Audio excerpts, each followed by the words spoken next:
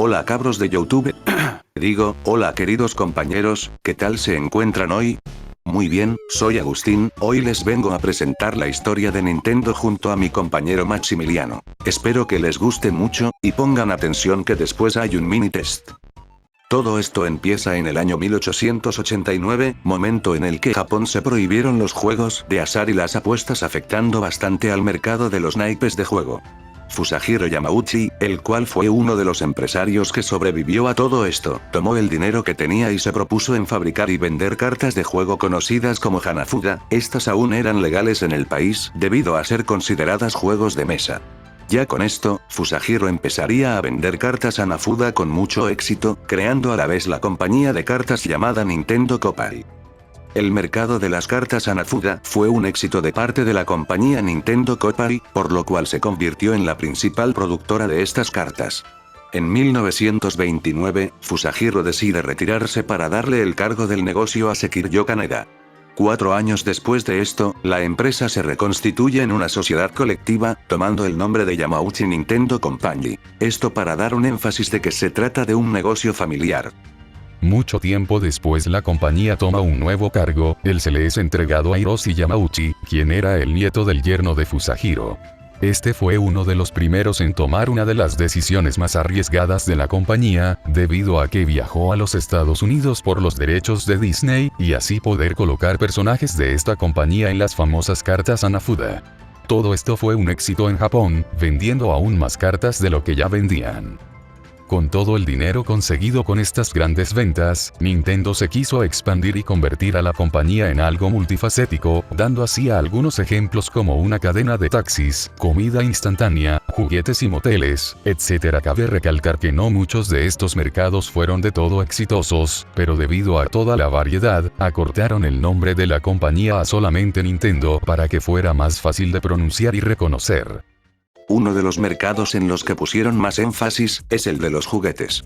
Durante todo este tiempo, la compañía le daba la oportunidad a muchos jóvenes talentos para ideas de juguetes. Entre estos se encontró Gunpei Yokoi, que se dedicaba al mantenimiento de la empresa, pasó a dedicarse al área de desarrollo de productos.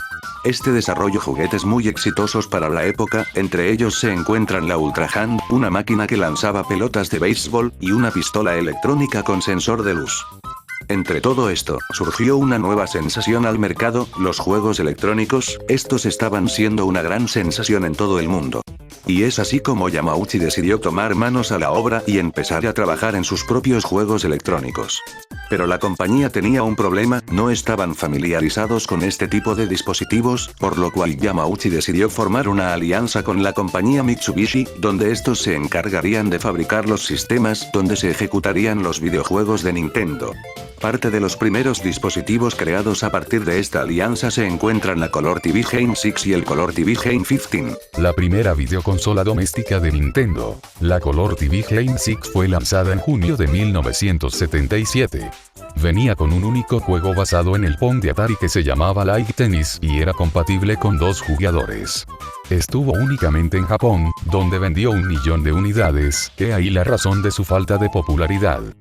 Es durante esos tiempos de los inicios de los videojuegos en Nintendo, donde llega buscando trabajo una de las personas más influyentes a futuro a nombre de la empresa, el cual ya tenía habilidades con el dibujo y conocimiento con el diseño de juguetes. No se habla nada más ni nada menos que de Shigeru Miyamoto. Este entró como aprendiz al departamento de planeación. Este tenía problemas en un principio en el ámbito de conocimiento electrónico, además de porque este tenía un pensamiento más artístico, pero con el tiempo llegó a crear variedad de cosas.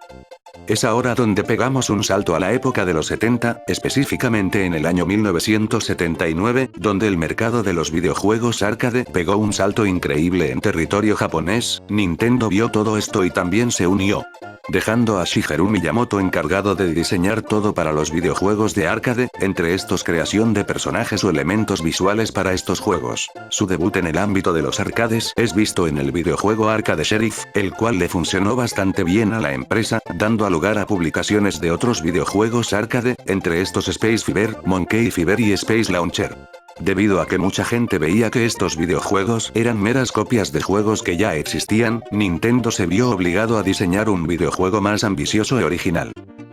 Durante ese tiempo, Gunpei Yokoi, diseñador de juguetes en la empresa, empezó a construir la idea de un hardware de entretenimiento pero portátil, con pantallas similares a las de las calculadoras, por lo cual su producción era más barata.